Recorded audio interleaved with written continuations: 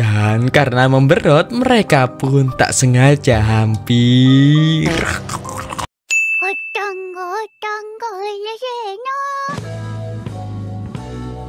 Yo mereka bare, kali ini admin akan merangkum anime Tensei Sama episode 7 sampai 9. Sebab kalau sampai 12 kayaknya kelamaan deh. Dan gimana kabar kalian, Re? Oke, gak usah banyak bicara di awal, kita langsung saja nih ke alur ceritanya. Kisah 7. Kisah berlanjut di hari ini Itsuki menginap di rumah Amane. Cuma 3 hari doang kok. Dan untungnya besok sudah masuk liburan musim panas, sehingga Amane memperbolehkannya untuk menginap. Lalu di rumah, Amane dan Mahiru menyambut Itsuki dengan baik. Dan sebagai teman yang baik, Mahiru akan memasakkannya makanan yang sangat lezat. Kagi watasu hodo na ryori o mainichi taberareru ama. Sore wa jikaku shiteiru. Arigatou gozaimasu. Lalu di malam harinya, Itsuki menyatakan bahwa Amane tidak mungkin tidak menyukai Mahiru. Karena Amane di sekolah orangnya antisosial. Tapi di rumah kepribadiannya berbeda 180 derajat. Sebab itulah Amane bisa memikat hati Mahiru. Dan Itsuki menyuruhnya untuk memperhatikan Mahiru lebih dari yang lain. Lalu mereka pun tidur. Singkat cerita, pagi harinya, tiba-tiba datang Chi. Sebab dia juga ingin menginap seperti Itsuki, tapi dia akan menginap di apartemen Mahiru meskipun dengan paksaan. Dan seperti biasanya mereka berdua romantis di depan mereka juga. Bikin iri aja nih anak. Dan kali ini Mahiru akan memasak omurice sebab Amane juga suka makanan yang berhubungan dengan telur. Dan hal itu malah membuat Mahiru malu-malu sendiri. Tuh kan bener kayak pengantin baru. Iya anjir. Dan singkat cerita mereka pun makan-makan. Lalu mereka memuji masakan Mahiru yang sangat enak, sekaligus sangat menggiurkan lidah mereka. Lalu Chi menceritakan pendapatnya kalau di sekolah Mahiru orangnya pendiam. Sebab Chi selalu melihat Mahiru terlihat bosan di sekolahan. Tapi berbeda dengan di rumah, Chi sangat suka melihat wajah Mahiru yang polos dan imut ini. Dan singkat cerita mereka pun kembali ke kamar masing-masing. Dan tiba-tiba Chi mengirim pesan dan juga mengirim pap Mahiru yang memakai baju tidur.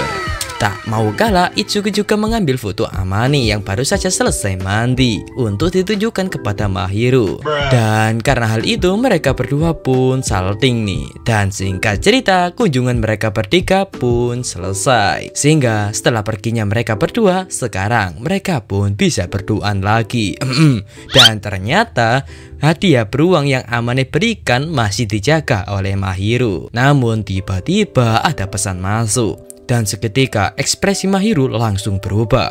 Lalu kita dibawa melompat beberapa hari kemudian. Saat Amane akan masuk ke apartemennya, dia tak sengaja melihat seorang wanita yang berbicara dengan Mahiru. Dan saat dilihat-lihat, terungkap itu adalah ibunya Mahiru yang menyatakan ketika lulus nanti mereka akan berpisah dan menyuruhnya untuk mengirim dokumen-dokumen penting lewat kantor pos. Nah, setelah pergi itu orang, Amane langsung menghampiri Mahiru untuk menenangkannya. Tapi Mahiru bilang kalau dia sudah terbiasa seperti ini sebab ibunya dari dulu sudah membencinya.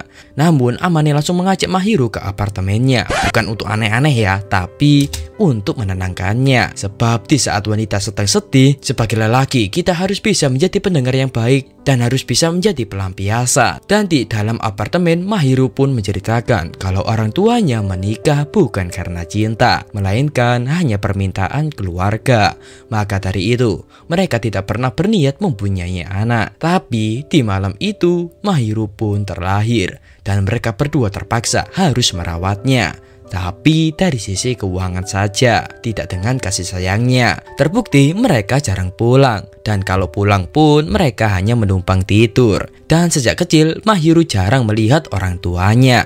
Tapi untungnya ada asisten rumah tangga yang membesarkannya. Tapi hal itu bukan jalan yang Mahiru inginkan. Meskipun dia berusaha sekeras apapun, sebaik apapun, orang tuanya tidak pernah memperhatikannya. Otomatis semua usahanya itu pun sia-sia. Dan terungkap orang tuanya tidak bisa bercerai karenanya. Sebab itulah orang tuanya menunggu Mahiru lulus kuliah bahagia dan mereka semua akan menjalani hidupnya masing-masing dan akan menjadi orang asing. Dan itulah alasan di waktu dulu saat hujan-hujan Mahiru duduk di ayunan dengan tatapan kosong. Sehingga Amane langsung memeluknya dan menyuruhnya untuk melepaskan semua kesedihannya. Menangislah. Amane bersedia untuk menjadi bundaknya sebab perasaan yang ditahan itu tidak baik.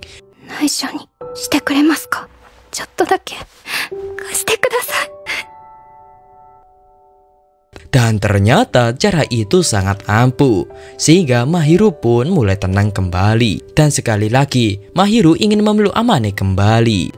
Kepengen. Namun Mahiru masih bingung nih, ke depannya seperti apa. Sebab kehidupannya sekarang sering disebut sebagai bidadari yang bahagia. Tapi kenyataannya berbeda 180 derajat. Namun Amane menenangkannya dan menyemangatinya sebab sekarang dia punya orang yang sangat-sangat menyukainya apa adanya. Ya meskipun terkadang Mahiru tidak seimut itu, tapi Amane ingin memperdulikannya dan menyuruhnya untuk jangan merendahkan diri. Sebab sekarang dia punya seseorang yang memperhatikannya dan menyukai dirinya yang sebenarnya. Dan kata-kata itu membuat Mahiru langsung tersipu malu. Ayo lo, baper lo, tanggung jawab woi. Sehingga dengan kata-kata itu Mahiru pun langsung senang. Sampai-sampai dia menangis dan meminta satu hal kepada Amane, yaitu untuk lebih memperhatikannya lagi. Dan Amane menyanggupi hal itu. Sehingga untuk hari ini Mahiru memperbolehkannya untuk menggenggam semua tubuhnya. Tapi setelah kejadian itu dia malah malu sendiri. Mampus. Lalu Amane menyemangatinya kalau Mahiru tidak sendirian sebab ada banyak orang yang memperhatikannya, yaitu Itsuki, Chitose, ibu dan ayahnya. Dan pasti banyak orang yang menganggap Mahiru sebagai orang spesial termasuk dirinya juga. Lalu sore harinya mereka pun jalan-jalan keluar. Dan sebentar lagi mereka akan masuk ke semester baru. Tapi dia bingung nih harus sedih atau senang. Sebab mereka kan akan ganti kelas. Sebab kemungkinan besar Amane tidak bersama Itsuki lagi. Tapi kemungkinan juga mereka akan sekelas juga. Dan tiba-tiba Mahiru memeluknya dari belakang dan bilang, Mahiru ingin Amane memegang janjinya untuk memperhatikannya lebih dari apapun dan tidak memperhatikan siapa-siapa. Lalu mereka pun melihat bunga sakura yang bermekaran. Tapi Mahiru bilang kalau dia tidak suka bunga sakura bahkan di musim sumi juga. Sebab saat upacara penerimaan ataupun kelulusan, dia selalu sendiri, tidak punya seseorang yang memegang tangannya.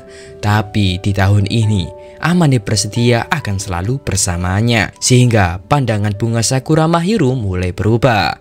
Mahiru mulai bisa menyukai bunga sakura karena adanya Amane di dalam hidupnya. Kisah 8. Yes, kita melompat saat waktu pembagian kelas.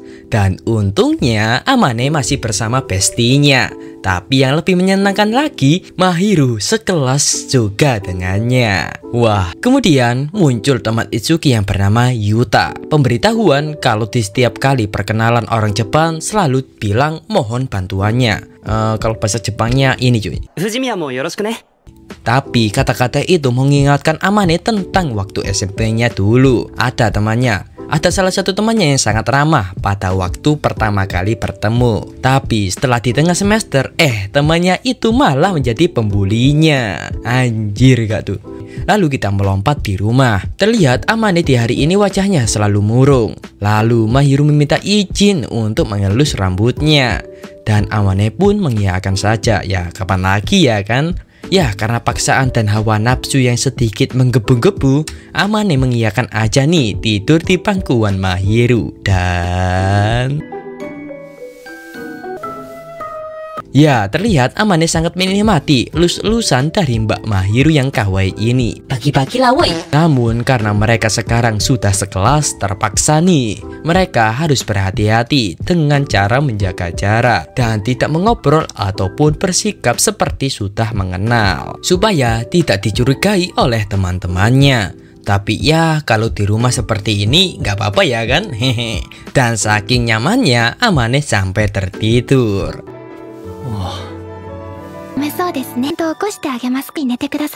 Dan singkat cerita 1 jam kemudian, terlihat wajah Amane sekarang lebih segar dan lebih semangat nih. Emang servisan Mbak Mahiru nggak main-main. Lalu Mahiru tidak bisa menahan untuk menjubit pipi Amane terus-menerus. Dan dia sangat bersyukur tidak ada orang yang bisa melihat Amane seperti ini selain dirinya. Dan kata-kata itu malah membuat Amane tersipu malu. Lalu kita melompat keesokan harinya. Sepulang sekolah, Amane bermain penjepit boneka. Dan malam harinya dia membawa sebuah tas besar yang berisi beberapa hadiah kemenangan. Dan karena lapar, Mahiru pun langsung mempersilakannya untuk cuci tangan lalu makan bersama. Dan saat Mahiru melihat hadiah-hadiahnya, ternyata bonekanya sangat imut-imut dan kawaii. Karena terlalu imut, Amane pun sampai tidak bisa memalingkan pandangannya yang membuat Mahiru tersipu malu. Kepesing. Dan untuk menenangkan Mahiru, gampang sekali. Amane hanya cuma mengelus-ngelus kepalanya. Dan cara itu sangat ampuh sekali. Bisa dicoba cuy. Nah, karena Amane selalu memberikannya hadiah, ketenteraman, kenyamanan, kehangatan, dan semuanya, Mahiru pun memperbolehkannya untuk meminta satu hal. Apapun itu selama dia masih sanggup. Dan Amane meminta besok dia ingin Mahiru membuatkannya puding. Sehingga langsung nih Mahiru berbelanja bahan-bahan untuk membuat puding. Singkat cerita, Amane pun mencoba pudingnya dan ternyata sangat enak sekali. Selain makanannya enak, makanan Mahiru membuat Amane semakin bahagia. Sehingga Amane selalu menantikan setiap makanan yang Mahiru buatkan untuknya. Namun kata-kata itu membuat Mahiru malah salting sendiri.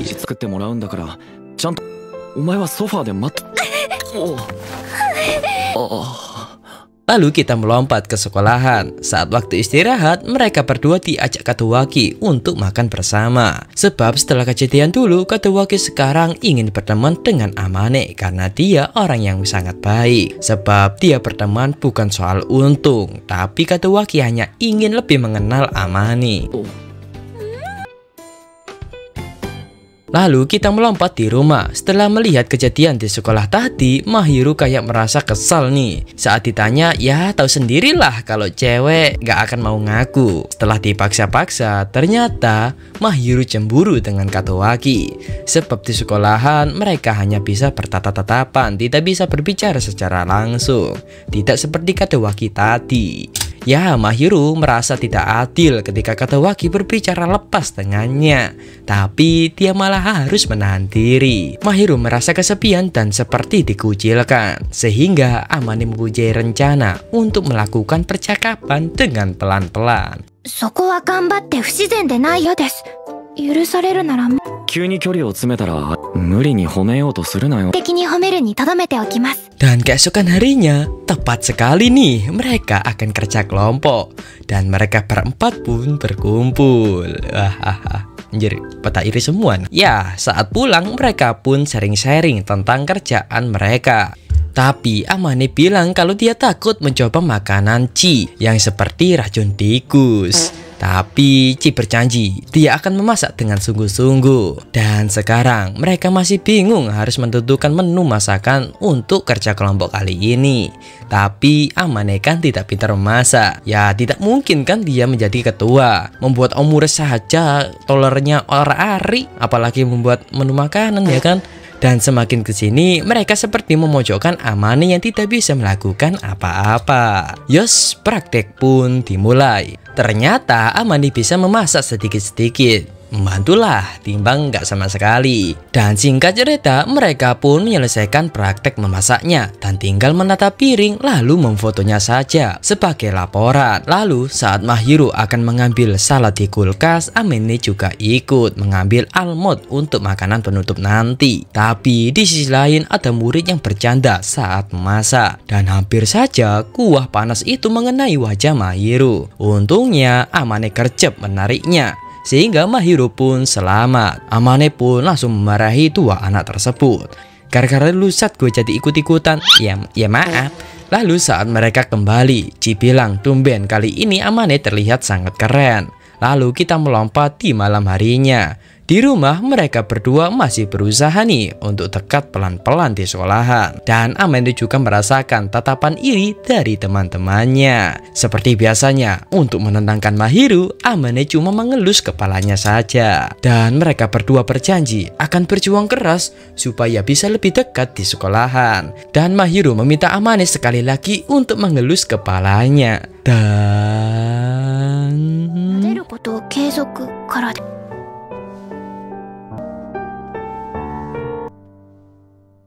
Kisah 9, pertama kali kencan. Akhirnya mereka sekarang masuk ke Golden Week, atau kata lain liburan musim panas. Tapi mereka berdua bingung nih, liburan kemana? Ya kali ya kan liburan di rumah doang kayak admin. Hehehe. Nah, karena Mahiru saat liburan kali ini hanya mengajarkan Chi memasak, dia pun mengajak Amane untuk pergi jalan-jalan dengan menggunakan kupon permintaan. Lebih tepatnya, mereka akan pergi berbelanja dan juga bermain. Dan kupon permintaan itu Mahiru gunakan supaya Amane membawakan barang-barangnya. Dasar cewek. Dan tempat yang mereka akan kunjungi masih belum tahu nih, sebab mereka berdua sama sekali belum pernah pergi keluar dan tidak tahu tempat kesukaan mereka masing-masing. Dan saat Mahiru bertanya tempat apa yang Amane sukai, Amane pun mau jujur tapi dengan syarat Mahiru tidak boleh tertawa, sebab dia suka dengan kafe kucing. Kucing beneran rek, bukan kucing-kucingan yang mirip kayak di aplikasi hijau ya kan, dasar Anda. Sehingga mereka putuskan pertama-tama mereka akan pergi ke kafe kucing dulu. Lalu mereka berbelanja dan juga bermain ke pusat permainan. Lalu kita melompat saat Mahiru mengajari Chi memasak. Dan mereka menggunakan dapur Amane sebagai tempat prakteknya. Tapi Amane memohon ke Chi supaya membuatkan masakan yang bisa dimakan. Gak kayak waktu Valentine dulu, hampir saja nih Amane masuk ke dalam neraka. Namun karena capek menunggu, Amane pun sampai ketiduran dan bangun-bangun. Di sampingnya sudah ada Mahiru. Lu kenapa liatin gue tong? Dan mereka keceplosan memanggil nama depan masing-masing. Namun Amane curiga kalau Chi melakukan sesuatu kepadanya saat dia tertidur. Dan saat bertanya kepada Mahiru, dia bilang kalau Chi tidak berbuat apa-apa dengan raut wajah yang mencurigakan. Dan singkat cerita mereka pun makan bersama. Tapi tenang, makanan ini sudah Mahiru cicipi dan aman kok untuk dikonsumsi. Dan singkat cerita, pelajaran masak pun selesai. Chi langsung pamit pulang sebab dia ingin praktek langsung kepada Itsuki. Lalu di dalam Mahiru jujur kalau tadi dia menjahilinya. Sebab tadi dia mencubit pipinya, mengelus kepalanya, dan juga menatap wajahnya. Tapi Amane memaafkannya, sebab ya itu kan bukan menjahili, namanya woi, menggoda malahan. Dan mereka tak sabar untuk besok. Dan Mahiru bertanya, Amane suka gaya polos atau gaya dewasa? Kenapa secretnya sampai sini, woi? Amane pun berpikir keras nih, tidak mungkin ya kan mengajak Mahiru dengan berpakaian dewasa. Sehingga dia pun memilih pakaian polos saja. Dan Mahiru pun akan berusaha berpakaian yang sangat cantik. Singkat cerita, keesokan harinya, bam, ini nggak polos lagi woi, kayak bidadari kayak gini bangsai. Lalu tak lupa Amane memuji penampilan Mahiru. Lalu mereka pun berangkat berkencan. Anjay. Pertama-tama mereka pergi ke kafe kucing seperti jadwal mereka dulu. Di sana ada banyak kucing dan ada salah satu kucing yang berwarna abu-abu ini. Dia bernama Slick. Lalu mereka pun menikmati kafe kucing ini.